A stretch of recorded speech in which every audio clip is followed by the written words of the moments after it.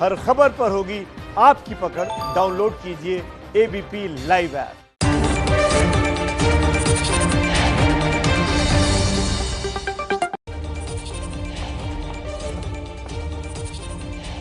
नमस्कार, master stroke में आप सभी का बहुत बहुत स्वागत है। आपके साथ हूं मैं रुबिका लियाकत।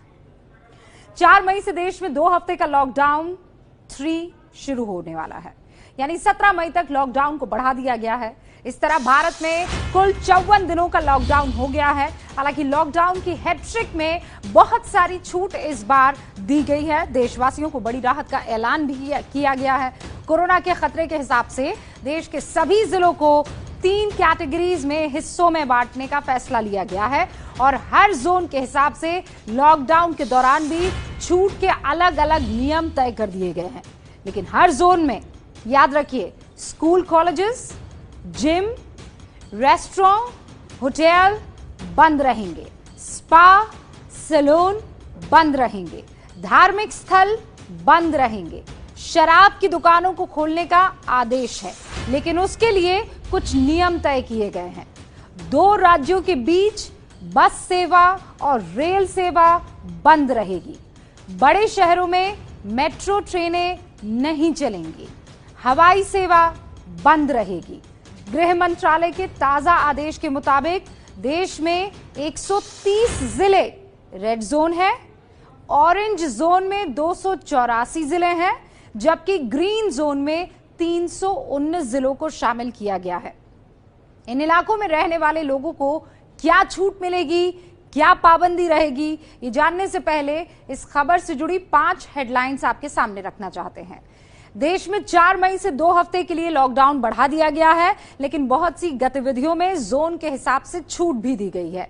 284 ऑरेंज जोन वाले जिलों में कैब भी चल पाएंगी।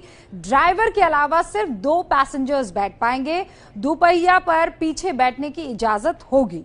School, college, gym, mall, cinema hall, hotel, restaurant हर जोन में बंद रहेंगे। धार्मिक स्थल भी पब्लिक के लिए नहीं खोले जाएंगे। देश के 319 जिले ग्रीन जोन में हैं। इनमें ज्यादातर गतिविधियां होंगी। आधी सीटिंग कैपेसिटी के साथ 50% बसें भी चलेंगी। शराब, पानी, गुटखा और तंबाकू की दुकानें सशर्त यानी शर्तों के साथ खुलेंगी, लेकिन 2 गज की दूरी जरूरी होगी। ध्यान रखिए, लॉकडाउन 3.0, जिसे हम लॉकडाउन की हैट्रिक भी कह रहे हैं, ये 4 मई से लागू होने वाली है। इससे जुड़ी खास बातें जान लीजिए। शाम 7 बजे से सुबह 7 बजे तक आप घर से बाहर नहीं निकल सकते हैं। शाम 7 बजे से सुबह 7 बजे तक सिर्फ बहुत जरूरी काम के लिए घर से निकल पाएंगे। सभी जोन में 65 साल के ऊपर के बुजुर्ग घर में ही रहेंगे। बुजुर्ग तभी निकलेंगे जब मेडिकल या जरूरी काम हो।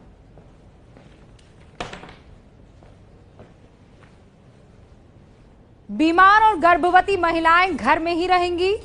10 साल से कम उम्र के बच्चों को घर में ही रहना होगा। प्राइवेट कंपनीज के ऑफिस जो हैं, वहां 33% कर्मचारी के साथ काम किया जा सकता है। प्राइवेट कंपनियों के 67% कर्मचारी घर से काम करेंगे। रेड जोन में निर्माण कार्य होगा, लेकिन मजदूर बाहर से नहीं आएंगे। रेड जोन में ई कॉमर्स को सिर्फ जरूरी सामान के लिए इजाजत। ग्रीन जोन में सोशल डिस्टेंसिंग के साथ शराब की दुकान खुलेंगी। ये लॉकडाउन के हैट्रिक की बड़ी खबरें हैं। सभी जोन में बुजुर्ग तभी निकलेंगे जब मेडिकल या जरूरी काम होगा। बीमार और गर्भवती महिलाएं घर में ही रहेंगी। 10 साल से कम उम्र के बच्चों को घर में ही रहना होगा। प्राइवेट कंपनियां के जो दफ्तर हैं, उसमें 33% कर्मचारी आ सकते हैं, लेकिन 67% कर्मचारी घर से काम करेंगे। वर्क फ्रॉम होम होगा।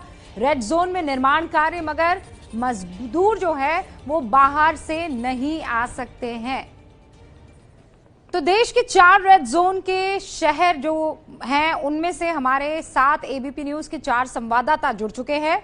दिल्ली से ओम प्रकाश तिवारी हैं, मुंबई से हमारे संवाददाता जितेंद्र दीक्षित हैं, चंडीगढ़ से मेरे सहयोगी जगविंदर पटियाल है, पटना से मेरे सहयोगी प्रकाश कुमार हैं। आप सभी का बहुत बहुत स्वागत है।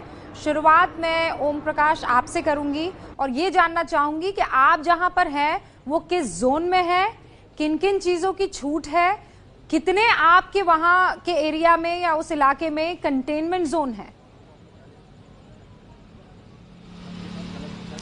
रूपका, मैं आपको बता दूं कि मैं शाहदरा जिला मेरा ये पड़ता है इस दिल्ली के अंतर्गत, यमुना पार्क के अंतर्गत ये शाहदरा जिला पड़ता है और मैं इसके सूरजमल विहार इलाके में रहता हूं।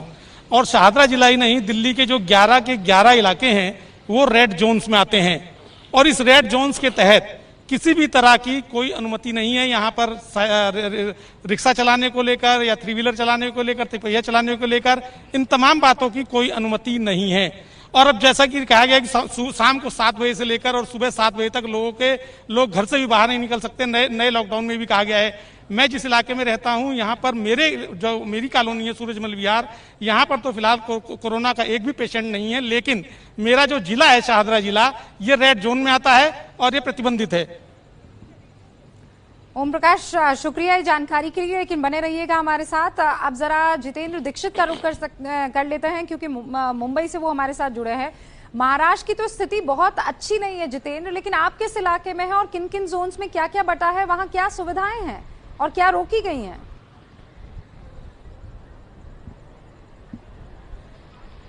देखिए रूबिका, मैं मध्य मुंबई के वडाला इलाके में रहता हूं। ये भक्ति पार्क का इलाका है और जिस जगह पर इस वक्त मैं खड़ा हूं, यहां से 200-250 मीटर के फासले पर ही 2 ऐसी इमारतें हैं जिन्हें की कंटेन कर दिया गया है, जिन्हें सील कर दिया गया है, क्योंकि वहां पर कोविड पॉजिटिव के मरीज पाए गए थे।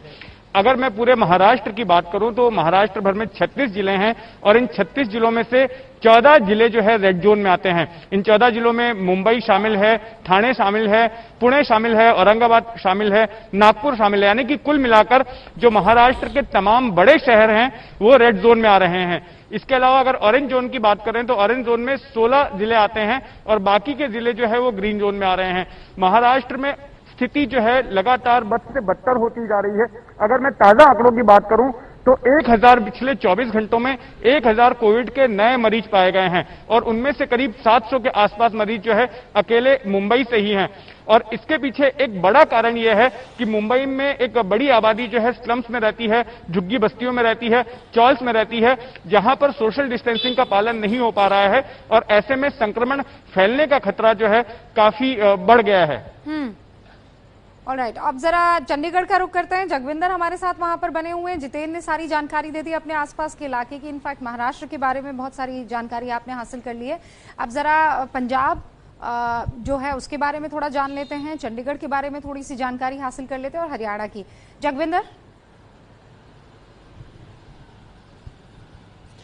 देखिए रूबिका, अगर चंडीगढ़, पंजाब, हरियाणा, हिमाचल की बात करें हम कुल मिलाकर, तो मैं इस वक्त चंडीगढ़ में खड़ा हूं जो हरियाणा और पंजाब की राजधानी है। यहां 88 केस हैं कोरोना पॉजिटिव के और पूरा चंडीगढ़ काफी समय से रेड जोन में है। तो मैं कंटेनमेंट जोन में खड़ा हूं, पूरा चंडीगढ़ ही कंटेनमेंट जोन है।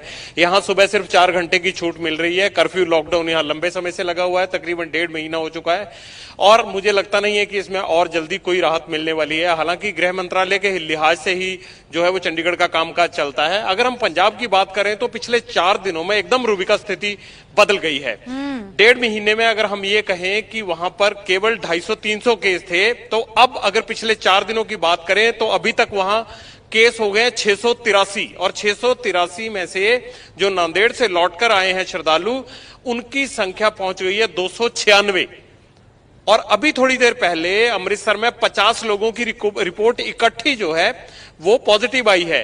19 जिले हैं जिनमें श्रद्धालु फैल गए हैं। 3525 टोटल श्रद्धालु नांदेड़ से पंजाब बुलाया गया है और उनमें से अभी आधों की रिपोर्ट भी नहीं आई है। टेस्ट जरूर हो गए हैं लेकिन आधों की रिपोर्ट नहीं आई है। उसमें से लगभग, अगर हम 650 का आंकड़ा मान के चले पंजाब में पूरा है, तो लगभग 45% केवल नांदेड़ से आए हुए श्रद्धालु हैं। तो ये एक संकट बहुत बड़ा बढ़ गया है और माना ये जा रहा है, अधिकारी भी बोल रहे हैं, सरकार भी बोल रहे हैं कि आने वाले दिनों में ये आंकड़ा और ऊपर जाएगा। तकरीबन 7 से 8 हजार आदमी बाहरी राज्यों से पिछले 5-6 दिनों में पंजाब बुलाया गया है, तो वो एक बड़ी मुसीबत हो गया। 2800 आदमी राजस्थान से भी आया है। अगर हम हरियाणा की बात करें तो हरियाणा में कुछ राहत भरी खबर जरूर है। उनका जो रिकवरी रेट है वो बहुत अच्छा है, तकरीबन 69-70% के आसपास है। टोटल 339 अगर मरीज वहां पर हैं तो उसमें सिर्फ अगर एक्टिव देखा जाए तो 100 ही हैं, बाकी डिस्चार्ज हो चुके हैं। हिमाचल में स्थिति अच्छी है, वहां पर कुछ ढील दी गई है और वहां पर 4 घंटे के लिए सुबह शाम लोग शॉपिंग भी कर रहे हैं, सोशल डिस्टेंसिंग मेंटेन कर रहे हैं। वहां 40 केस हैं, ज्यादा नहीं बढ़े, शांत राज्य है और वहां कामकाज अच्छा चल रहा है। लेकिन चंडीगढ़ और पंजाब दोनों में ही अलार्मिंग सिचुएशन है और पंजाब और ज्यादा बिगड़ सकता है, वहां और संकट हो सकता है और वहां और रिस्ट्रिक्शन लगाई जा सकती हैं। यहां तक कि आज सीएम ने यह भी कह दिया कि अब वहां ढील देनी है, नहीं देनी है, कब देनी है, नहीं देनी है, किस इलाके में देनी है, ये सब डीसीज तय करेंगे। तो इससे ये पता लगता है कि डीसीज लगातार सरकार को कह रहे हैं कि सिचुएशन खराब है, इस तरह से लोगों का जमावड़ा ना होने दिया जाए। जो नांदेड़ से आए हुए लोग हैं वो बड़ी संख्या में पॉजिटिव पाए जा रहे हैं और सवाल ये उठ रहा है कि आखिरकार वो पॉजिटिव हुए कहां, और सरकार की लापरवाहियों को भी लगातार एबीपी न्यूज भी उजागर कर रहा है और हर जगह जो है इस बात की चर्चा भी है। रघविंदर, इस बात से दर्शकों को ये समझ में आ जाना चाहिए कि red zone, orange zone, green zone, containment zone, आपका इलाका किस जोन में पड़ेगा वो आप पर निर्भर करता है। अगर आपने मास्क लगा के रखा, सोशल डिस्टेंसिंग का ख्याल रखा, आपकी सरकार ने आपके राज्य को बढ़िया तरीके से वहां पर दिशा निर्देश का पालन करवाया, तो फिर आप लोग ग्रीन जोन में आएंगे। वरना ग्रीन से आप ऑरेंज, ऑरेंज से रेड और रेड से कंटेनमेंट जोन की तरफ रुख कर सकते हैं। हमारे साथ हमारे सहयोगी प्रकाश कुमार भी मौजूद है पटना से। प्रकाश, आप कहां पर हैं और आपके यहाँ किस तरीके से जोन का बंटवारा और कितने उसमें जिले पड़ रहे हैं, क्या छूट है, क्या नहीं है, आप जरा तफसील से बता पाएंगे? और फिर वो मजदूरों का मसला तो है ही प्रकाश बिहार में। जी रूबिका, बिहार में 38 जिले हैं जिनमें 87 कंटेनमेंट जोन बनाए गए हैं और ये 87 जो कंटेनमेंट जोन हैं वो 26 जिलों में आते हैं। तो बिहार में एक कंटेनमेंट जोन है और दूसरा रेड, ऑरेंज और ग्रीन। तो रेड में 5 जिले आते हैं और जिस जगह पे मैं हूं, बिहार की राजधानी पटना है, ये रेड जोन में आता है, जबकि ऑरेंज जो है वो 20 है और 13 ही सिर्फ ग्रीन है जिसमें ग्रीन जोन में आता है। तो जाहिर है कि स्थिति काफी नाजुक है और जिस तरह से संख्या बढ़ते जा रही है तो 500 का आंकड़ा भी पार कर जाएगा जल्द ही, क्योंकि 466 की संख्या संक्रमण मरीजों का हो चुका है। दूसरी तरफ एक और बुरी खबर है कि अब तक 2 ही की मौत हुई थी संक्रमण से और तीसरा व्यक्ति, एक और व्यक्ति के मरने की खबर आ गई है। तो जाहिर है कि हालांकि वो व्यक्ति काफी पहले से बीमार था और उसे गंभीर बीमारी थी, उससे जूझ रहा था और अंतिम समय में उसमें कोरोना का भी पाया गया। तो ये अभी इलाका है। लेकिन सबसे बड़ी बात जो आने वाले समय में होने वाला है वो है जो ट्रेन चल करके आएगी बिहार के अलग अलग जगहों पर। जैसे कल ही जयपुर से ट्रेन आज रात में चल रही है और कल करीब 1:15 बजे पटना पहुंचेगी। तो उसमें जो लोग आएंगे उन्हें घर पहुंचाना और घर से पहले फिर 21 दिन का क्वारंटाइन में रखना, सबकी स्क्रीनिंग करना, धीरे धीरे लोगों की संख्या जैसे जैसे बिहार में बढ़ती जाएगी। क्योंकि आज मेरी बात हुई है डिप्टी सीएम सुशील मोदी से, उन्होंने कहा कि जो बाहर से लोग आ रहे हैं उनसे ज्यादा संक्रमण फैल रहा है। तो जब बाहरी लोग, बाहर के मजदूर, छात्र जो भी आना चाह रहे हैं, जो आएंगे, तब ये सबसे बड़ा भयावह स्थिति होगी कि आखिर ऐसे लोगों का स्क्रीनिंग होता है जो संक्रमण पॉजिटिव टेस्ट पाए जाते हैं, तो किस तरह से उनको देखा जाएगा और किस तरह से उनकी चेक करी जाएगी। तो ये सबसे बड़ी चुनौती अभी सामने नीतीश सरकार के सामने है। ये बहुत बड़ी चुनौती है। अब जरा मैं दूसरे स्टेज की तरफ बढ़ती हूँ। ओम प्रकाश तिवारी, जरा मुझे इस बात को समझाइए। आपने बताया आपके यहाँ 11, दिल्ली की 11 जोन जो है वो रेड हैं। अब कैसे इस बात का सरकार जो है ध्यान में रखेगी कि ये ऑरेंज और ऑरेंज से ग्रीन हो? रोज की मॉनिटरिंग होगी, कैसे किया जाएगा? देखिए रूबिका, मैं आपको बता दूं जो दिल्ली की जो ताजा स्थिति है उसके मुताबिक 3738 मामले अभी तक दिल्ली में हैं। पिछले 24 घंटों के दौरान 223 नए मामले आए हैं और पिछले 24 घंटों के दौरान कोरोना से 2 लोगों की मौत हुई है। यानी दिल्ली की स्थिति एक तरह से कहा जाए तो भयावह होती जा रही है। यह आंकड़ा लगातार बढ़ता जा रहा है और अब तक कुल मरने वालों की संख्या 61 पहुंच गई है। अब इसको कैसे ऑरेंज और ऑरेंज से ग्रीन ले जाया जाएगा, यह तभी संभव हो पाएगा जब आम आदमी सोशल डिस्टेंस मेंटेन करेगा, चेहरे पर मास्क लगाएगा और वो ये अपनी जिम्मेदारी समझेगा कि उसे फालतू में सड़क पर नहीं निकलना है। लेकिन अफसोस इस बात का है रूबिका कि संभवतः दिल्ली वासी अभी इस बात को समझ नहीं पा रहे हैं क्योंकि पिछले 24 घंटे के दौरान 223 मामले आए हैं, जो अपने आप में एक बड़ा आंकड़ा है। रूबिका, ये बात हमें सच में ध्यान में रखनी होगी।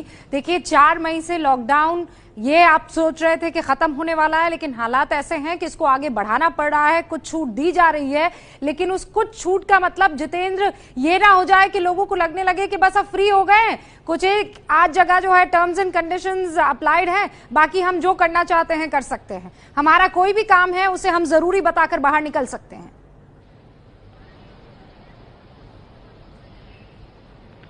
जी हाँ, और ये उद्धव ठाकरे जो महाराष्ट्र के मुख्यमंत्री हैं, उन्हें भी लग रहा था कि शायद इस तरह की छूट जो है लोग उठा सकते हैं, तो इसलिए उन्होंने दोपहर को ही आगाह किया था कि जिन जिन इलाकों में ऑरेंज जोन जहां पर जिनको घोषित किया गया है, उन इलाकों में अच्छे नतीजे आ रहे हैं, वहां पर नए मामले नहीं आ रहे हैं। और उन्होंने लोगों से अपील की कि हमें जो है एहतियात कंटिन्यू करना है और जो रिस्ट्रिक्शंस हैं उनका फॉलो करना है, नहीं तो वापस से स्थिति बिगड़ सकती है। जो भी लॉकडाउन पर अमल किया गया है उसके अच्छे नतीजे आ रहे हैं और हालात को वापस से बिगड़ने नहीं देना है। हालांकि रेड जोन की हालत अभी भी खराब है, वहां पर लगातार मामले जो है बढ़ते ही जा रहे हैं। उद्धव ठाकरे के लिए एक बड़ी राहत की बात यह है महाराष्ट्र में कि अब मंजूरी दे दी गई है यहां से मजदूरों को निकालने के लिए, और ऐसे में अब सरकार को यह लगता है कि खास करके जो झुग्गी बस्तियां हैं, जो स्लम के इलाके हैं, जहां पर सोशल डिस्टेंसिंग का पालन नहीं हो पा रहा था, वहां से भीड़ कम करने में मदद होगी और ऐसी स्थिति में मामले भी इन रेड जोन्स में कम हो जाएंगे। 2 तरह की चुनौती थी, एक तो इस भीड़ की वजह से लगातार संक्रमण के मामले फैल रहे थे, और दूसरा सरकार पर इनके भरण पोषण का दबाव था। ये इस बात का दबाव था कि कहीं कोई भूखा ना मरे, सबको खाना पहुंचाने का भी एक बड़ा दबाव सरकार के ऊपर था। तो ये 2 तरह की राहत जो है ठाकरे सरकार इस वक्त महसूस कर रही है केंद्र की ओर से ये नीति बनाए जाने के बाद में कि मजदूरों को उनके गृह राज्य के लिए छोड़ा जा सकता है। मजदूरों को गृह राज्य के लिए छोड़ा जा सकता है, इसमें तो राहत है। लेकिन जगविंदर, जो लगातार वो संगत के केस को कवर कर रहे हैं, वो इस बात को एक्सप्लेन भी कर सकते हैं और समझा भी सकते हैं। उससे पहले जरा दर्शकों को बता दूं, ये आप मेरे यहाँ पर एक टेबल देख रहे हैं, ये वो टेबल है जो आपको डिटेल में बताएगा कि आपका जो शहर है वो किस जोन में पड़ रहा है। अगर रेड जोन में है तो ये देखिए, जैसे वाराणसी है, बुलंदशहर है, मेरठ है। ऑरेंज जोन में किस किस के कौन कौन से शहर आ रहे हैं, वो सब डिटेल में आपको यहाँ पर जानकारी मिलती रहेगी। तो आप जब हमें सुन रहे हैं, मेरे रिपोर्टर्स के साथ बातचीत सुन रहे हैं, तब आप ये ग्रीन, ऑरेंज और रेड जोन साफ तौर पर यहाँ पर देख पाएंगे। आप अपना शहर भी इसमें खोज सकते हैं। बहरहाल मेरे साथ जगविंदर भी मौजूद है। सो जितेंद्र, आप ये कह रहे थे कि राहत की सांस महाराष्ट्र सरकार ले रही है, लेकिन वहीं महाराष्ट्र के नांदेड़ से जो संगत वहां पहुंची है पंजाब में, उसे लेकर बार बार कंट्रोवर्सी खड़ी हो रही है। क्योंकि जगविंदर, कई ऐसे जिले हैं जो ग्रीन जोन में थे, लेकिन अभी शाम होते होते तक मुझे यकीन है वो रेड जोन में तब्दील हो गए होंगे, क्योंकि बहुत से संगत के लोग अलग अलग इलाकों में पहुंचे हैं जो पॉजिटिव पाए जा रहे हैं। और आप बता रहे 300 के आसपास आंकड़ा, 293। देखिए रूबिका, इसमें और बदलाव आएगा। अभी जो गृह मंत्रालय या केंद्र सरकार की तरफ से जारी किया गया है, ये मुझे लगता है 2-4 दिन पुराना डेटा होगा। अगर पिछले 4 दिन में हम देखें तो पंजाब में इतनी रफ्तार से कंटेनमेंट जोन और रेड जोन बढ़े हैं कि हम उसका जब आंकड़ा अगले 4 दिन बाद आएगा तब आपको पता लगेगा कि एक तरह से काफी पिक्चर रेड नजर आएगी। लेकिन एक बड़ी चौंकाने वाली बात है, जो नांदेड़ से जो संगत आई है उसकी हैरानी ये वाली बात है कि जिन्होंने 5 हफ्ते, जो मैं एक सिनेरियो बताता हूं आपको, कि 5 हफ्ते तक उन लोगों ने लॉकडाउन झेला, कर्फ्यू झेला, जिनको ये लगता था कि कोरोना से हम लड़ेंगे और फिर हमारा कारोबार भी खुलेगा, हमारे बच्चे स्कूल भी जाएंगे और जो कारोबार का नुकसान होया उसकी हम भरपाई भी करेंगे। और लोग भी अंदर, चाहे महिला पुरुष बच्चे, सब लोग अंदर बैठे थे, ये इंतजार कर रहे थे कि कब 3 तारीख आएगी और हमें राहत मिलेगी। लेकिन जैसे ही 26 तारीख को नांदेड़ से संगत के पहुंचने का सिलसिला शुरू हुआ, किसी भी संगत को या छात्रों को अपने राज्य में वापस बुलाना कोई गुनाह नहीं है, सरकार ने अच्छी बात की। लेकिन सरकार ने जिस हिसाब से उनको बुलाया और जिस तरह से अब केसेस आ रहे हैं, मेरा ख्याल उन लोगों से यह सबसे बड़ा धोखा किया है कैप्टन अमरिंदर सिंह की सरकार ने, जो पिछले 1.5 महीने से अपने घरों में बैठकर कोरोना से लड़ रहे थे और ये उम्मीद कर रहे थे कि इससे हमें राहत मिलेगी। मैं बार बार कहता हूं ये एक क्रिमिनल नेग्लिजेंस है, उन लोगों से धोखा भी है।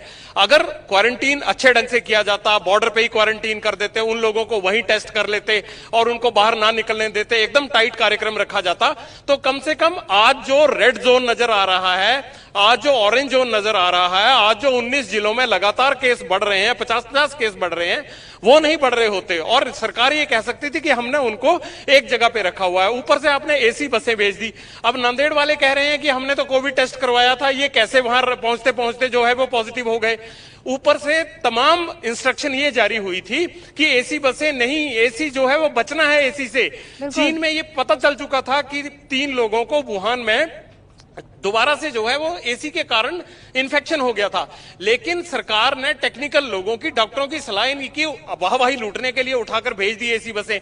अब नांदेड़ वाले अगर उनकी बात का यकीन करें और यहां पहुंचने के यकीन करें तो ये माना जा सकता है कि संक्रमण वो सरकार की तरफ से दिया गया, सरकार की तरफ से अपनाया गया और उसको भुगत रहा है पंजाब भी और संगत के वो तमाम लोग भी, जिनको यकीन था कि सरकार उनको सही सलामत ले आएगी। लेकिन हुआ ये कि नेग्लिजेंस के चलते कोरोना के वो शिकार हो गए हैं। लेकिन आप विडंबना देखिए प्रकाश, आप इससे रिलेट कर पाएंगे, एक वो राज्य जहां पर दूसरे राज्यों के लोग लाए गए और वहां पर केसेस बढ़ गए, एक आपका राज्य जहां आप रिपोर्टिंग कर रहे हैं जिसको बिल्कुल सील कर दिया गया है और मदद नहीं की जा रही है। मतलब मदद इसलिए भी नहीं की जा रही है कि हम बाहर से परेशान लोगों को लाकर और यहां पर और परेशानी नहीं बढ़ाना चाहेंगे। मतलब मैं कोरोना वायरस की बात कर रही हूं। विडंबना देखिए, लाए तो परेशानी, न लाए तो भी परेशानी।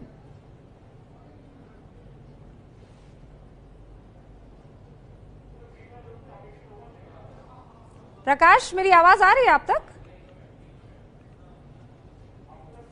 प्रकाश जो हैं वो उनका जो फ्रेम है वो फ्रीज हो गया है। बहरहाल इस बीच में आपको बस ये बता देना चाहती हूँ कि सारे जोन्स के बारे में तो बहुत अच्छे से आप समझ गए होंगे।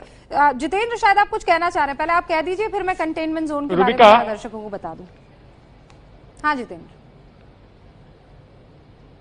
जी, आपने जो प्रकाश से सवाल पूछा था उसी से जुड़ी हुई एक जानकारी है कि महाराष्ट्र सरकार का जो आंकड़ा है 6.5 लाख प्रवासी मजदूर जो है महाराष्ट्र में रहते हैं और इनमें सभी राज्य हैं, दक्षिण भारत के भी राज्य हैं, उत्तर भारत के भी राज्य हैं, उत्तर प्रदेश है, बिहार है, उत्तराखंड है और ज्यादातर लोग जो है उसमें उत्तर प्रदेश और बिहार के हैं। तो एक बड़ी तादाद में अगले आने वाले दिनों में, क्योंकि कुछ ट्रेनें भी चलाई जाने वाली हैं, अभी फिलहाल महाराष्ट्र से एक ही ट्रेन चलाई जा रही है नासिक से, लेकिन आने वाले वक्त में जिस तरह से उत्तर भारतीय नेता डिमांड कर रहे हैं तो ट्रेनें भी चलेंगी, कुछ बसें भी चलेंगी और लोग निजी वाहन से भी बिहार की तरफ पहुंचेंगे, उत्तर प्रदेश की ओर पहुंचेंगे और ऐसे में बड़ी संख्या में महाराष्ट्र से लोग वहां पर पहुंचने वाले हैं। हालांकि सरकार की ओर से यहां पर यह कहा जा रहा है कि सबकी स्क्रीनिंग की जाएगी और जिनके सिम्टम्स नहीं हैं ऐसे लोगों को ही छोड़ा जाएगा। लेकिन एक बड़ा सवाल यह है कि महाराष्ट्र में जो ज्यादातर जो कोरोना पॉजिटिव के केसेस डिटेक्ट हो रहे हैं वो एसिम्प्टोमेटिक हैं, ज्यादातर लोगों में सिम्टम्स नहीं है, तो ये भी एक चिंता की बात होगी और इसके लिए बिहार सरकार को तैयारियां करनी पड़ेंगी। बिल्कुल, इस बात का सबको ख्याल रखना होगा। बहुत आगे लड़ाई लंबी है, ये बार बार हम कह रहे हैं। आप तीनों का बहुत बहुत शुक्रिया। इनफैक्ट जो प्रकाश हमारे साथ जुड़े थे, प्रकाश आपका भी बहुत बहुत शुक्रिया। आप सब अपना ख्याल रखिएगा और लगातार रिपोर्ट्स जो हैं हम तक पहुंचाते रहिएगा। तो खैर, जो बात मैं कंटेनमेंट जोन की कर रही थी वो एक बार फिर से आपको बता दूं। कंटेनमेंट जोन का मतलब क्या है? वो एक कॉलोनी भी हो सकती है। ये मेरे पास गृह मंत्रालय के वो पेपर्स हैं जिसमें बाकायदा डेफिनेशन दी गई है, तो मैं आपको जरा बता देती हूँ। कंटेनमेंट जोन जो है वो रेजिडेंशियल कॉलोनी भी हो सकती है, मोहल्ला भी हो सकता है, म्यूनिसिपल वार्ड भी हो सकता है, म्यूनिसिपल जोन भी हो सकता है, पुलिस थाना क्षेत्र भी हो सकता है और आपका पूरा का पूरा टाउन भी हो सकता है। तो ये आप पर निर्भर करता है कि कंटेनमेंट जोन की परिभाषा क्या हो आपके इलाके में। इस बात का ख्याल जो है आपको रखना होगा कि आप कॉलोनी, मोहल्ला, म्युनिसिपल वार्ड, म्युनिसिपल जोन या पुलिस स्टेशन एरिया या फिर टाउन, अगर आपने अपना ख्याल रखा तो फिर आप कंटेनमेंट जोन बनने से और अपने इलाके को बनाने से रोक लेंगे। और अगर आपने ख्याल नहीं रखा, जरा भी लापरवाही, जरा भी चूक की, तो आप समझ जाइए कि दिक्कत बढ़ जाएगी। जितनी भी छूट मिली है वो वापस ले ली जाएगी। खैर, आज की जो नई घोषणाएं हैं उसमें से एक बात साफ हो गई है कि सरकार अब लॉकडाउन को खोलने की तैयारी में आगे बढ़ रही है। भले ही सरकार ने 2 हफ्ते के लिए लॉकडाउन बढ़ा दिया हो, लेकिन एक बात साफ है कि अभी हवाई, रेल या एक राज्य से दूसरे राज्य की यात्रा पर पाबंदी है। लेकिन इसके अलावा सरकार ने धीरे धीरे करके बहुत सारी छूट दे दी है। देश के 130 रेड जोन वाले जिलों को छोड़कर ज्यादातर जगह पर छूट दे दी गई है। रेड जोन में भी बहुत सी गतिविधियों को अनुमति मिल गई है। हमारी अगली रिपोर्ट देखिए कि देश में कितने ग्रीन, कितने रेड और ऑरेंज जोन है और किन किन राज्यों का सबसे बुरा हाल है।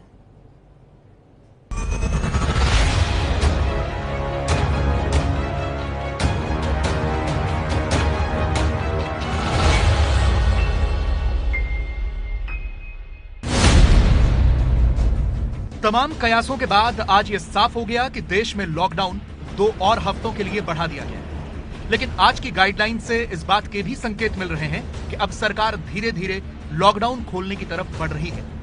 आज सरकार की तरफ से जारी गाइडलाइंस का आधार यह है कि देश को रेड, ऑरेंज और ग्रीन जोन में बांट दिया गया है। सबसे पहले संक्षेप में यह समझिए कि ये क्या होते हैं। ग्रीन जोन मतलब जहां कोई केस नहीं है या पिछले 21 दिनों में कोई नया केस नहीं आया। रेड जोन मतलब जहां कोरोना के केस लगातार आ रहे हैं, ज्यादा केस हैं या डबलिंग रेट ज्यादा है।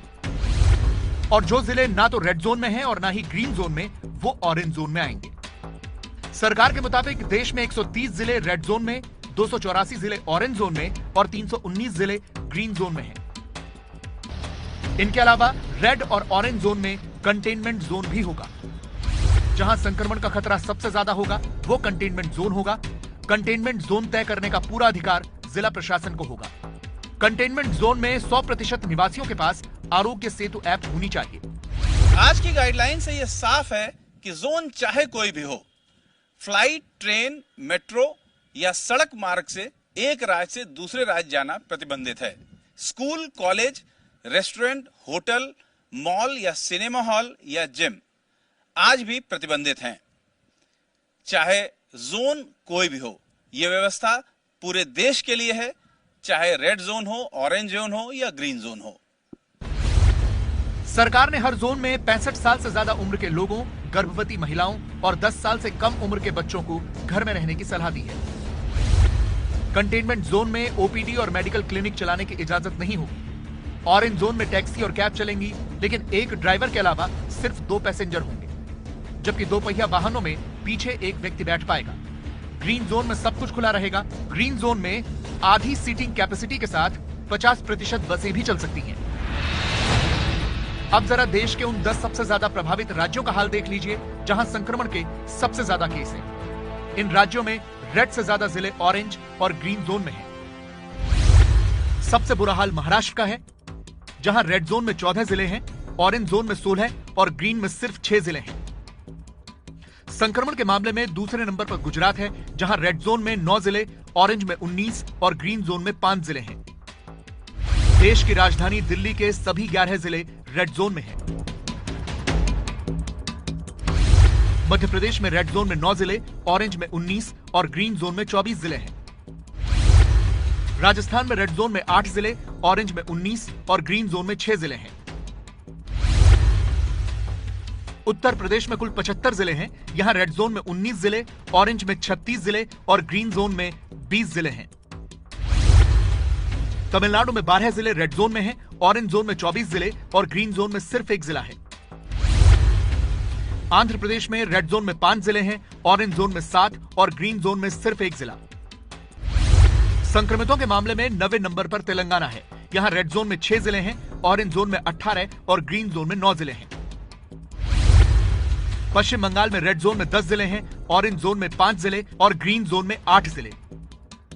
लेकिन अब सरकार की आगे की रणनीति क्या होगी, इसका एक ब्लूप्रिंट सरकार ने आज देश के सामने रखा है।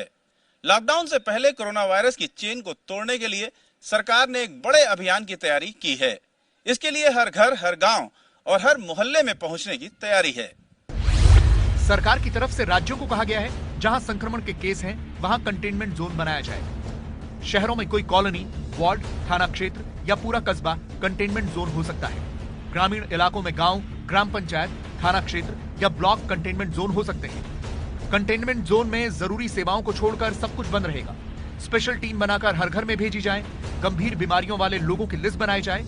इन बीमारियों से पीड़ितों का प्रक्रिया के मुताबिक कोरोना टेस्ट हो। सारे पॉजिटिव केस जो भी मिले उनका प्रोटोकॉल के तहत इलाज हो, जिससे ये फैलने से रुके। आज जब कोविड-19 पेंडेमिक से हम डील कर रहे हैं तो हम लोग लाइफ की नई रियलिटीज को भी फेस कर रहे हैं। एज पीपल से कि we are going to see a new normal. हमें जरूरत है कि हम सावधान रहें, जागरूक रहें और हर तरीके से सतर्क रहें। कंटेनमेंट जोन के बाहर भी सरकार के द्वारा दिए हुए सभी दिशा निर्देशों का पालन करना अति आवश्यक है। तो लॉकडाउन की वजह से पहली बार ऐसा हुआ है कि 40 दिनों तक पूरे देश में एक भी पैसेंजर ट्रेन नहीं चली है। कोरोना को फैलने से रोकने के लिए यह फैसला बेहद जरूरी था और इसीलिए 4 मई से शुरू होने वाले लॉकडाउन के तीसरे फेज में भी ट्रेनों को बंद रखा गया है। लेकिन इस कारण जो लोग दूसरे राज्यों में फंसे हैं उनके लिए सरकार ने आज एक बड़ा फैसला लिया है। अब चुनिंदा लोगों के लिए स्पेशल ट्रेन्स चलेंगी। इन ट्रेनों में सिर्फ वही लोग जा पाएंगे जिन्हें राज्य सरकार की तरफ से अनुमति होगी। इस फैसले के पहले ही दिन आज देश भर में 6 स्पेशल ट्रेन्स चली, जिनमें मजदूरों से लेकर छात्रों तक को उनके गृह राज्यों में भेजा जा रहा है।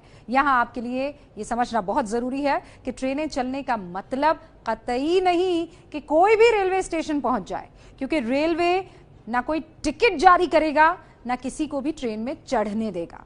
सिर्फ और सिर्फ पहले से तय लोग ही यात्रा कर पाएंगे, पहले से तय। और क्या क्या नियम होंगे इन स्पेशल ट्रेन्स के दिखाएंगे आपको इस रिपोर्ट में, लेकिन उससे पहले ये 5 हेडलाइंस।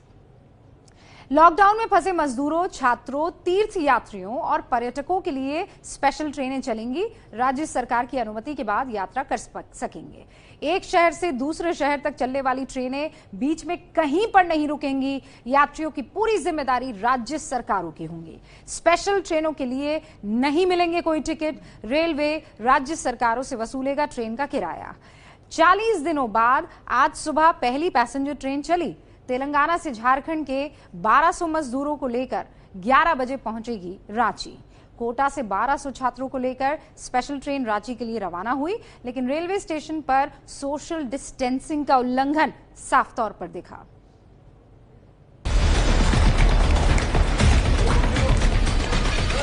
खुशियों का ये तोहफा आज मजदूर दिवस के दिन उन मजदूरों को मिला जो पिछले 40 दिनों से अपने घरों से हजारों किलोमीटर दूर फंसे हुए।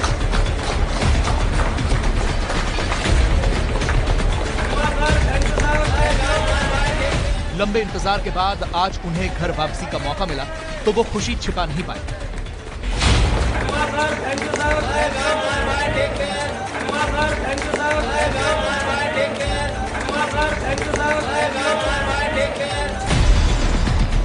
लॉकडाउन के बाद से ये देश में चलने वाली पहली पैसेंजर ट्रेन। तेलंगाना के लिंगमपेल्ली स्टेशन से चली ये ट्रेन झारखंड के हटिया स्टेशन तक जाएगी। इस ट्रेन से तेलंगाना में काम करने वाले करीब 1200 मजदूरों को झारखंड भेजा गया। तेलंगाना सरकार की अपील पर केंद्र सरकार ने ट्रायल के तौर पर इस स्पेशल ट्रेन को चलाया। सुबह 5 बजे जब ये ट्रेन तेलंगाना से चली तो वहां मौजूद पुलिस और रेलवे स्टाफ ने तालियां बजाकर इसे रवाना किया।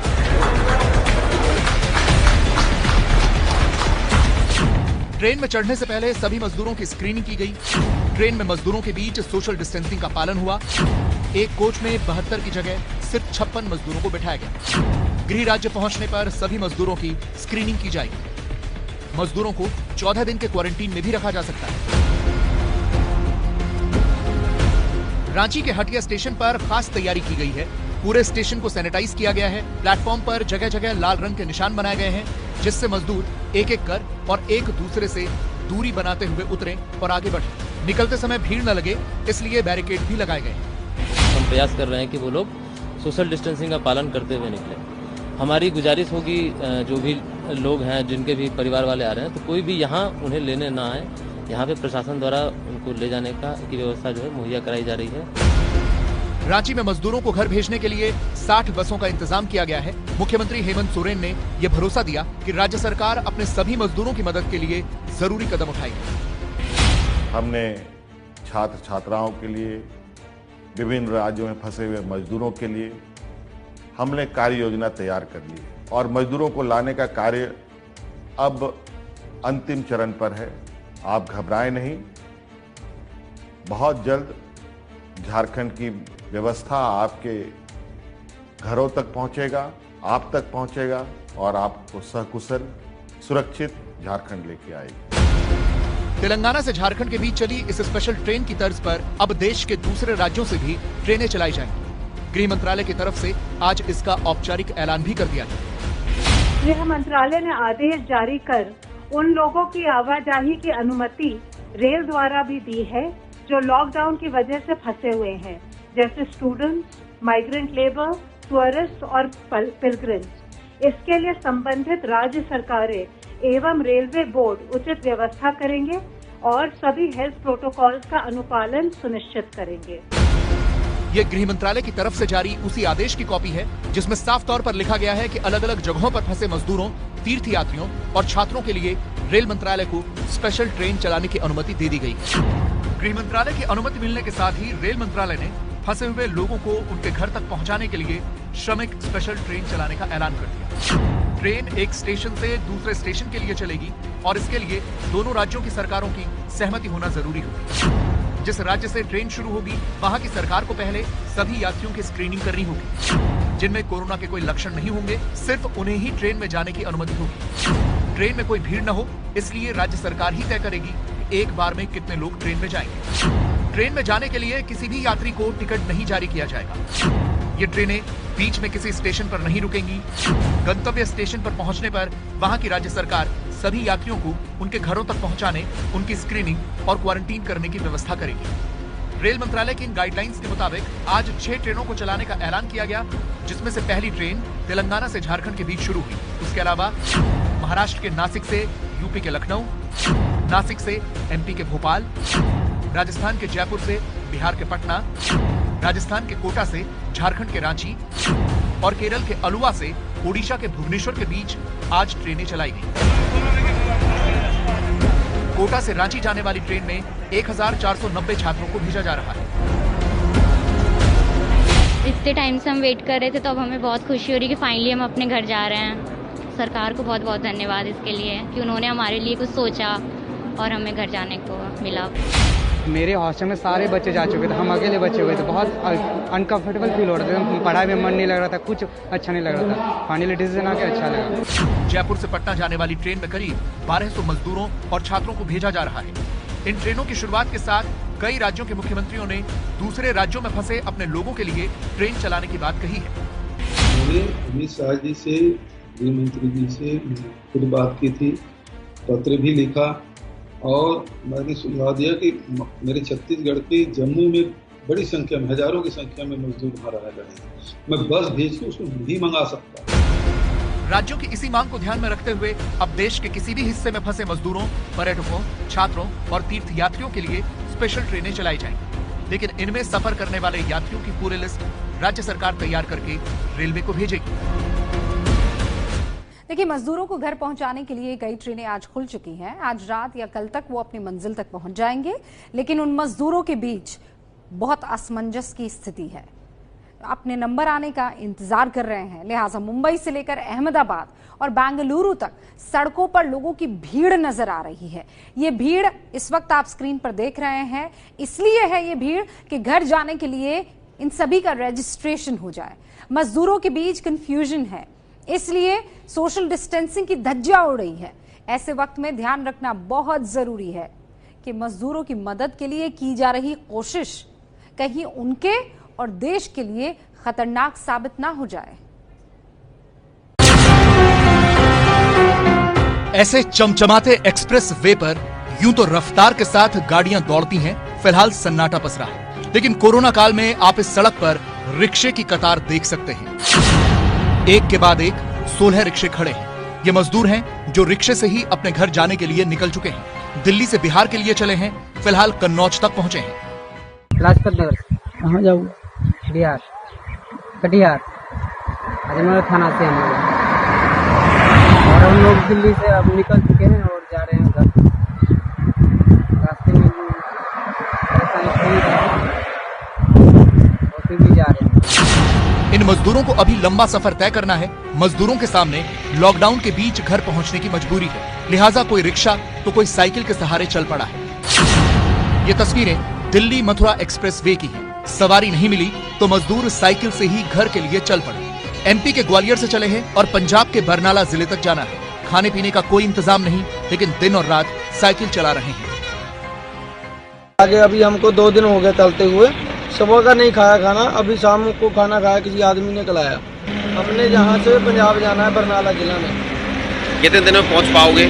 अभी 3-4 दिन और लगेंगे। एक दिन में हम 120 किलोमीटर निकालते हैं। मजदूरों की इसी मुसीबत को कम करने के लिए केंद्र सरकार ने रेलवे की मदद से मजदूरों को उनके घर पहुंचाने का फैसला किया है। दिल्ली में भी बहुत से प्रवासी मजदूर रहते हैं, वहां भी इनके लिए कोशिशें शुरू हो चुकी हैं। गवर्नमेंट ऑफ GNCT और दिल्ली पुलिस इसकी मोडेलिटीज फाइनलाइज कर रही है। इन गाइडलाइंस में एक चीज बिल्कुल क्लियर है कि तमाम जो माइग्रेंट लेबर्स हैं और people stranded at different places हैं, उनको प्रॉपर रजिस्ट्रेशन करवानी होगी ताकि जो उनकी मूवमेंट है, उनके जो होम प्लेसेस है, वहां तक की मूवमेंट को प्रॉपर रेगुलेट किया जा सके। दिल्ली के पुलिस प्रवक्ता मजदूरों को भेजने के लिए केंद्र के जिस नियम का हवाला दे रहे हैं, उसने भी मजदूरों की मुसीबत बढ़ा दी है। रजिस्ट्रेशन के लिए देश के कई शहरों में कतारें लग गई हैं। वहां सोशल डिस्टेंसिंग की अलग समस्या खड़ी हो गई। सरकार मुंबई में फंसे लोगों को जो अपने गांव जाना चाहती है, उनके जाने के लिए जो है परमिशन दे रही है। पुलिस परमिशन की शुरुआत हो गई है। तो आप देख सकते हैं कि मुंबई के कई इलाकों में इस तरह से फॉर्म भी मिलना शुरू हो गया है और यहाँ पर बहुत सारे जो मजदूर वर्ग के लोग हैं, यहाँ पर तमाम लोग लाइनों में भी खड़े हो गए हैं और वो घर जाने के लिए जो है फॉर्म ले रहे हैं। और आप देखें कि तस्वीरें, आप देखिए तस्वीरें, मैं एक लाइन दिखाना चाहूंगा कि यहाँ पर किसी भी तरह का कोई भी सोशल डिस्टेंसिंग का यहाँ पर कोई भी ख्याल नहीं रखा जा रहा है। सारे लोग भीड़ के साथ यहाँ पर खड़े हुए हैं और फॉर्म लेने के लिए जो है इन लोगों की, मजदूरों की, इन तमाम लोगों की जो गांव जाना चाहते हैं, उनकी भीड़ उमड़ पड़ी है। तो इस तरह से तस्वीरें मुंबई में दिखनी शुरू हो गई हैं, जो लोग गांव जाना चाह रहे हैं। हालांकि फिलहाल मुंबई से ये मजदूर कैसे अपने घर बिहार या बंगाल तक पहुंचेंगे, इसका फैसला होना बाकी है। लेकिन घर जाने की जल्दी में सब एक जगह जमा हो गए हैं। हम लोग इधर फंसे हुए हैं, हम लोग को खाना नहीं मिल रहा है। अभी जितने दिन है इधर, थोड़ा जो पैसा था हम लोग बच गया, इतने दिन है पैसा हमारा जो था पॉकेट में अभी खत्म होने वाला है। तो हम अगर फॉर्म भर ही देते हैं तो किस चीज से जाएंगे और कहाँ जाना है आपको? वो तो अभी ये तो मालूम नहीं है, ऐसा तो मालूम नहीं पड़ रहा है किस में जाएगा। मजदूरों के बीच इसी तरह का कंफ्यूजन अहमदाबाद में भी दिखा। यहाँ भी बड़ी तादाद में प्रवासी मजदूर रहते हैं। रजिस्ट्रेशन करवाने के लिए लोग कलेक्ट्रेट ऑफिस के बाहर जमा हो गए। किसी को कुछ पता नहीं कि क्या करना है।